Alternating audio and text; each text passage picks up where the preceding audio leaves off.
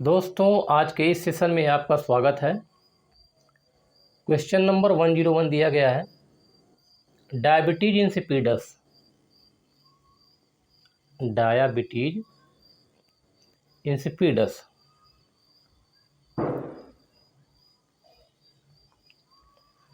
Diabetes insipidus last class में discuss किया था डायबिटीज इंसिपिडस के बारे में, और वहाँ बताया था कि यह जो है एंटी डायूरेटिक हार्मोन्स की कमी के कारण होता है। ठीक है, दिया गया है डायबिटीज इंसिपिडस किसकी कमी के कारण होता है। तो दो प्रकार का डायबिटीज होता है, एक डायबिटीज इंसिपिडस और दूसरा जो होता है डायबिटीज मेलाइटस। डायबिटीज मेलाइटस, तो डायबिटीज इंसिपिडस जो होता है एंटी डायूरेटिक हार्मोन, जिसे हम जनरली वेसोप्रेसिन भी कहते हैं, वेसोप्रेसिन हार्मोन्स भी कहते हैं, तो इसकी कमी के कारण डायबिटीज इंसिपिडस होता है। ठीक है, डायबिटीज मेलाइटस के बारे में लास्ट क्लास में आपको बताया था। डायबिटीज मेलाइटस क्या होता है, जब ब्लड ग्लूकोज लेवल बहुत ज़्यादा होता है, ज़्यादा हो जाता है, बढ़ जाता है, यानी कि जो हमारे ब्लड का ग्लूकोज होना चाहिए 70 टू 120 या कहीं के 130 दिया रहता है, 70 टू 130 डेसीलीटर पर क्यूबिक पर एमएम क्यूब पर क्यूबिक एमएम होता है।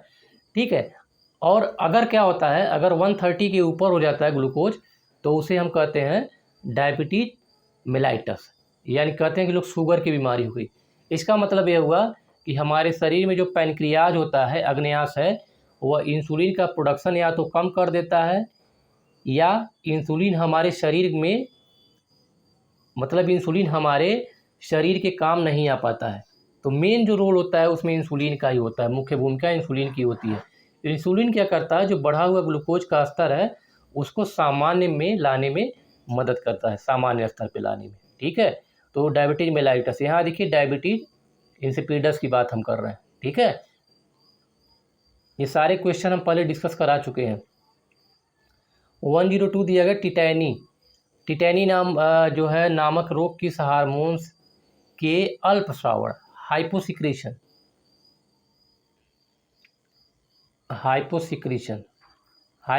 मतलब वो अल्पस्रावण से होता है। तो टिटैनी जो होता है पैराथार्मोन के अल्पस्रावण से होता है, पैराथार्मोन हार्मोन। और पैराथार्मोन हार्मोन कहाँ पाया जाता है, कहाँ पर होता है, यह जो है जो पैराथायराइड ग्लैंड्स होती हैं, ठीक है, उसी से पैराथार्मोन रिलीज होता है। क्वेश्चन नंबर 103, निम्नलिखित में से कौन सा हार्मोन संकटकालीन परिस्थितियों में हमारी मदद करता है। Which of the following hormones help in emergency. तो इमरजेंसी के समय क्या होता है, यह जो होता है एड्रेनलिन हार्मोन्स क्या होता है, जो एड्रीनल ग्लैंड्स से रिलीज होता है। एड्रेनलिन एंड नॉर एड्रेनलिन, दो प्रकार के हार्मोन्स रिलीज होते हैं एड्रीनल ग्लैंड्स। और एड्रीनल ग्लैंड्स कहाँ पाया जाता है, तो एक किडनी है, हमारी किडनी है, किडनी के ऊपर क्या होता है, ये टोपीनुमा संरचना होती है, यहाँ पर एड्रेनलिन ग्लैंड्स पाई जाती है। ठीक है, एड्रेनलिन ग्लैंड्स पाई जाती है, और यह एड्रीनल ग्लैंड्स पाई जाती है, और यह जो एड्रीनल ग्लैंड्स होती है यह एड्रेनलिन हार्मोन का सिक्रीशन करती है। ठीक है, तो कितनी संख्या इसकी होती है, 1 पेयर होती है, दोनों किडनी के ऊपर एक एक एड्रीनल ग्लैंड्स पाई जाती है, और यह जो है एड्रेनलिन हार्मोन का स्रावण करती है। इसे हम 3F हार्मोन्स भी कहते हैं। 3F यानी कि यह जो हार्मोन्स होता है हमेशा इमरजेंसी के समय में रिलीज होता है। 3F का मतलब हुआ कि फाइट, फ्राइट एंड फियर, यानी फियर जब हमको डर लगता है, या कहीं मान लीजिए लड़ाई झगड़ा हो रहा है, तो हम अचानक माइंड में आए कि यहाँ से छोड़ करके हम भाग जाते हैं। ठीक है, तो फ्राइट हो गया, भाग जाना। फाइट मतलब होता है कि लड़ाई करना, फियर मतलब होता है कि डरना। तो अगर कहीं पूछा जाए 3F हार्मोन्स किसे कहते हैं, तो एड्रेनलिन को ही 3F हार्मोन्स के नाम से जाना जाता है। समझ में आया, यानी किडनी के ऊपर 2 किडनी होती है, तो किडनी के ऊपर एक टोपी नुमा कैप नुमा संरचना पाई जाती है जिसे हम कहते हैं एड्रीनल ग्लैंड्स, ठीक है। और यही एड्रीनल ग्लैंड्स या एड्रीनल ग्रंथि क्या करती है, एड्रेनलिन हार्मोन का स्रावण करती है, ठीक है। यहाँ तक समझ में आ गया होगा।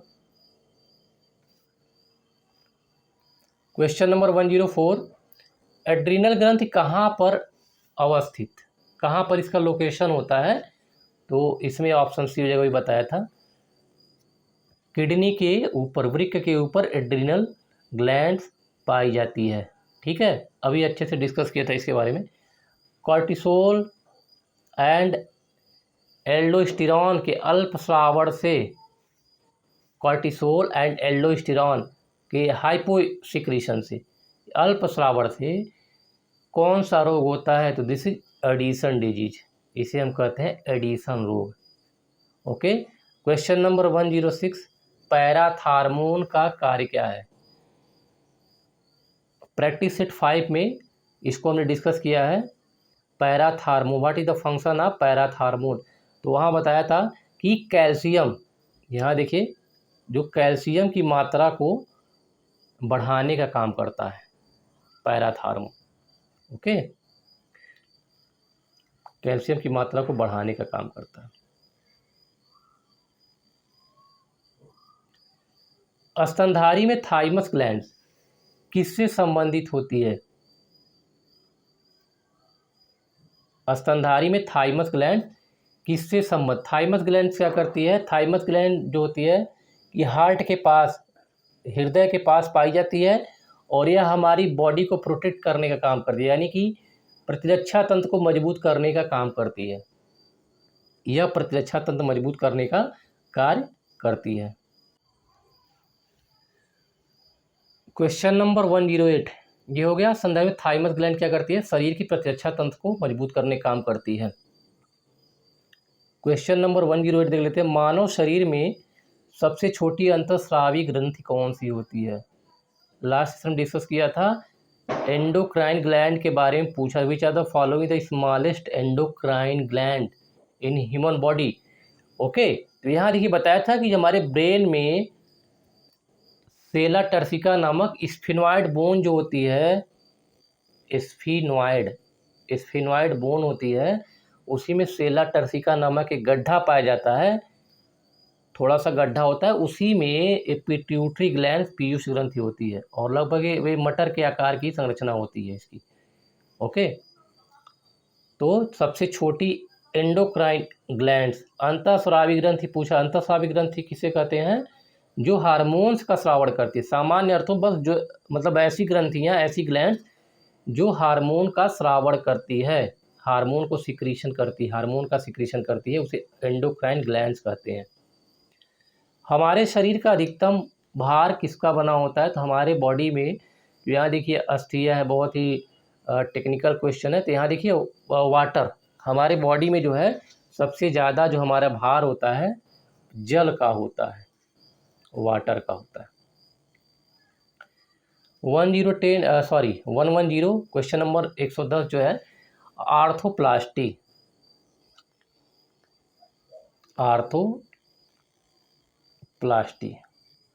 आर्थोप्लास्टी किसे कहते हैं, तो ऑर्थो किससे रिलेटेड है, बोन से रिलेटेड है, ठीक है। ऑर्थो कहते हैं आर्थोपेडिक जो होते हैं उन्हें, आर्थोपेडिक को जो हड्डी के डॉक्टर होते हैं उसे आर्थोपेडिक सर्जन या कहते हैं। तो यहाँ देखिए दिया गया है कि आर्थोप्लास्टी किससे संबंधित है, तो यह जो है कूल्हे के जोड़ के प्रतिस्थापन से संबंधित है, ओके। क्योंकि बोन से रिलेटेड है, तो यहाँ देखिए इसको एलिमिनेट का हार्ट से रिलेटेड होगा नहीं, किडनी से भी नहीं संबंध रखता है, और ब्लड ट्रांसफ्यूजन से भी संबंध नहीं रखता है, ठीक है। तो कूल्हे के जोड़ का प्रत्यारोपण हो जाएगा। यहाँ देखिए नेक्स्ट है, मनुष्य के शरीर का तापमान, तो ये तो आपको सबको पता होगा, मनुष्य के शरीर का तापमान कितना होता है, 37 डिग्री सेंटीग्रेड। एग्जैक्टली जब इसको हम कैलकुलेट करते हैं 36.9 डिग्री सेंटीग्रेड के 9 डिग्री सेंटीग्रेड के आसपास आता है, ये 37 डिग्री सेंटीग्रेड का था, ठीक है, 37 डिग्री सेंटीग्रेड। इसके बाद देखिए नेक्स्ट क्वेश्चन दिया गया है, इसको लिस्ट 1 लिस्ट 2 से मैच कराना है, तो इस तरह के क्वेश्चन अक्सर आपके स्टेट पीसीएस के एग्ज़ाम में पूछे जाते हैं। तो यहाँ देखिए दिया गया है किडनी है, लीवर, स्वेट ग्लैंड्स और लंग्स। तो बहुत ही आसान सा सवाल है, इसको हम एलिमिनेशन प्रोसेस द्वारा इसको सही कर सकते हैं। यदि किडनी है तो किडनी किससे संबंधित होगा?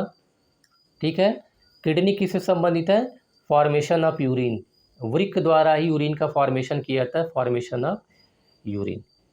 ओके, लीवर की बात करें तो लीवर देखिए इसमें त्वचा से संबंध होगा नहीं, CO2 से होगा नहीं, तो लीवर किससे? यूरिया के फॉर्मेशन से। बताया था अर्निथीन साइकिल या क्रेब्स हैंसलिट साइकिल या फिर यूरिया साइकिल के नाम से जाना जाता है। फॉर्मेशन ऑफ यूरिया कहाँ पर होता है? लीवर में होता है। स्वेट ग्लैंड्स, तो स्वेट ग्लैंड्स इसे पसीने की ग्रंथियाँ कहते हैं। कहाँ किससे रिलेशन होगा? त्वचा से संबंधित होगा। ठीक है, इसके बाद नेक्स्ट है डी वाला जो फेफड़ा दिया, लंग्स। लंग्स में क्या होता है? गैसियस एक्सचेंज होता है, ऑक्सीजन हम इनहेल करते हैं, ऑक्सीजन लेते हैं और कार्बन डाइऑक्साइड को बाहर निकालते हैं, तो फेफड़े में कार्बन डाइऑक्साइड निष्कासन। ओके, तो इसमें देखिए ये वाला ऑप्शन कौन सा? इसमें देखिए पहले का 3 सही है, ए 3131, यानी कि बी स्वेट ग्लैंड्स आपका हो जाएगा त्वचा से, तो ये बी वाला ऑप्शन आपका सही हो जाएगा। ठीक है, बी वाला 3142।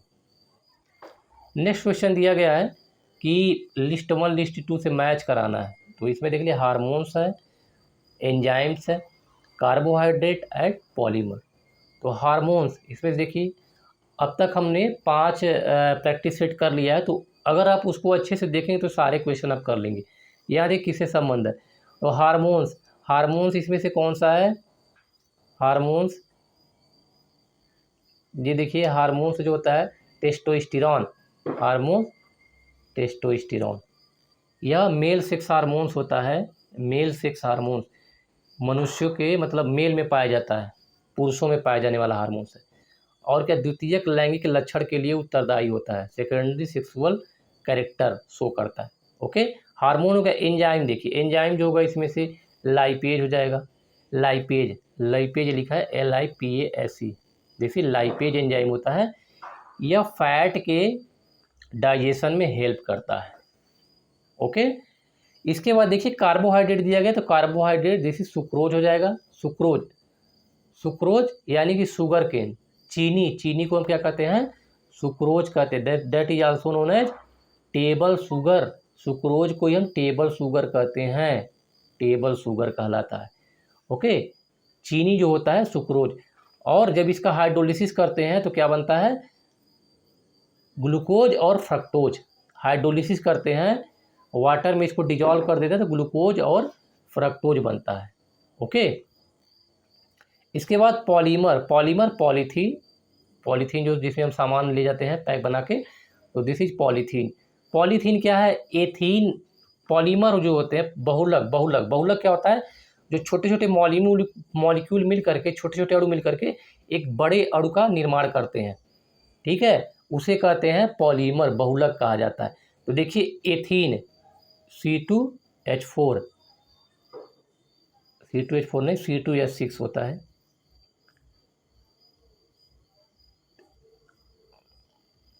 सॉरी C2H4, ये एथीन होता है। और उसी को कहते हैं पॉलीथीन मतलब कि पॉलीमर इसका बन जाता है, तो पॉलीथीन कहलाता है। तो यहाँ देखिए मैच करा लेते हैं, हार्मोन पहले का 3 हो जाएगा, एंजाइम लाइपेज तो 3 और 4, 3 4 दोनों में है।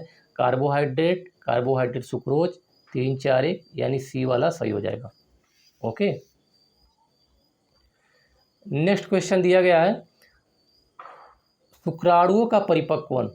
यहाँ देखिए हिंदी बहुत ही थोड़ा सा टफ हो जाता है। शुक्राणु मतलब होता है स्पर्म, तो मेच्योर कहाँ पे? स्पर्म मेच्योर और store, maturation and storage of sperm कहाँ पर होता है? मतलब शुक्राणु परिपक्व अवस्था में और बनने के बाद फिर कहाँ पर स्टोर हो जाते हैं, कहाँ पर रहते हैं? तो उसके बारे में एपिडिडेमिस या टेस्टिस से लगी हुई एक संरचना होती है, वहीं पर क्या होते हैं? स्टोर होते हैं, और यहीं पर उनका फॉर्मेशन भी होता है एपिडिडेमिस में। ओके, और शुक्राणुओं का बनना क्या कहलाता है?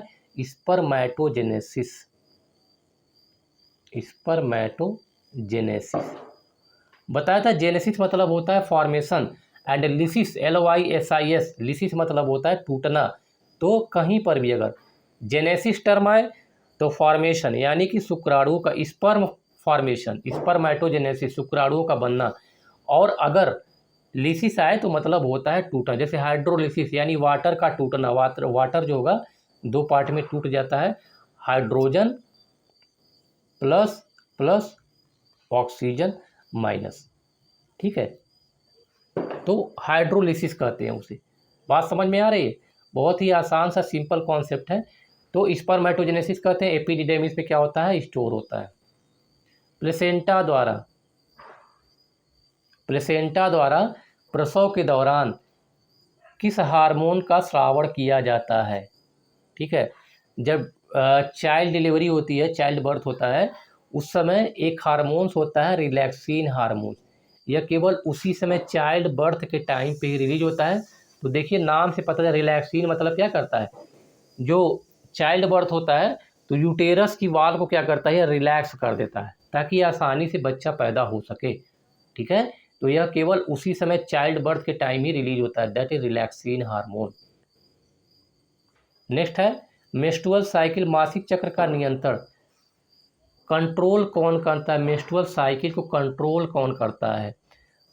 तो यहाँ देखिए रिलैक्सिन तो रिलैक्स के टाइम हो गया, FSH एंड LH, इसे कहते हैं फॉलिकुलर स्टिमुलेटिंग हार्मोन यानी कि फॉलिकल प्रेरक hormone and luteinizing hormone, D हो जाएगा।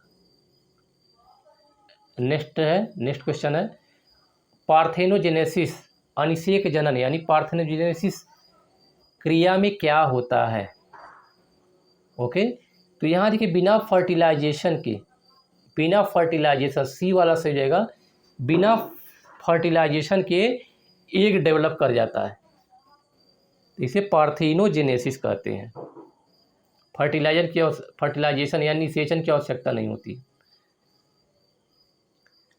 नेक्स्ट है जीन क्या है? तो इसमें आपको पता होगा DNA, deoxy ribose nucleic acid जो होता है, इसमें ये मतलब कि इसी का DNA का ही एक पार्ट होता है, DNA में ही जीन पाया जाता है। ओके, जो कि आनुवंशिकता के लिए उत्तरदायी होता है, आनुवंशिक लक्षणों के लिए यानी आनुवंशिक जो गुण होते हैं उनके लिए रिस्पॉन्सिबल कौन होता है? जीन होता है, और कहाँ पर? DNA के सेगमेंट पर पाया जाता है। नेक्स्ट है एक पीढ़ी से दूसरी पीढ़ी में आनुवंशिक गुण जाते हैं तो किसकी वजह से? देखिए साइटोप्लाज्म होगा नहीं, साइटोप्लाज्म क्या होता है? सेल में पाया जाता है, कोशिका में पाया जाता है, जो लिक्विड नुमा संरचना होता है, तरल नुमा संरचना होता है, उसे साइटोप्लाज्म कहते हैं, कोशिका के अंदर। जीव द्रव्य प्रोटोप्लाज्म भी सेल के अंदर ही पाया जाता है, न्यूक्लियस सेल के अंदर पाया जाता है। तो यहाँ देखिए क्रोमोसोम्स, गुणसूत्र की वजह से, इन्हीं गुणसूत्रों पे DNA होते हैं और उसी पर जीन पाए जाते हैं। तो इसकी वजह से क्या होती है, जो कैरेक्टर होते हैं, लक्षण, एक पीढ़ी से दूसरी पीढ़ी में आनुवंशिक गुण जाते हैं। आनुवंशिक के नियमों को प्रतिपादित किसने किया था? तो ये तो बहुत ही ग्रेगर जॉन मेंडल के बारे में पता होगा। इन्होंने स्वीट पी पे अपना प्रयोग किया था और 7 प्रकार के कैरेक्टर इन्होंने लिए थे, 7 प्रकार के लक्षणों को लेकर के प्रयोग किया था। किस पर? स्वीट पी, मतलब कि स्वीट पी यानी कि मीठी मटर जिसे कहते हैं, स्वीट पी। तो ये भी पूछा जाता है कि इन्होंने किस पर अपना प्रयोग किया था, और इन्हें फादर ऑफ आनुवंशिक भी कहते हैं, आनुवंशिकता, फादर ऑफ आनुवंशिकी भी कहते हैं। ओके, तो Gregor John Mendel. Watson and Crick का तो डबल हेलिक्स मॉडल है DNA का। ओके, डार्विन और लेमार्क के बारे में पता ही होगा आप लोगों को, उद्विकास से संबंधित है, ऑर्गेनिक रिवॉल्यूशन से संबंधित है, ऑर्गेनिक इवोल्यूशन से संबंधित है। ठीक है, तब ग्रेगर जॉन मेंडल हो जाएगा। तो हमारे 20 क्वेश्चन कंप्लीट हो गए। नेक्स्ट सेशन में हम फिर 20 प्रश्नों के साथ हाजिर होंगे, और अगर आपको किसी भी प्रकार की क्वेरी हो इस क्वेश्चन से रिलेटेड तो आप हमें कमेंट बॉक्स में टाइप कर सकते हैं और हमसे पूछ सकते हैं।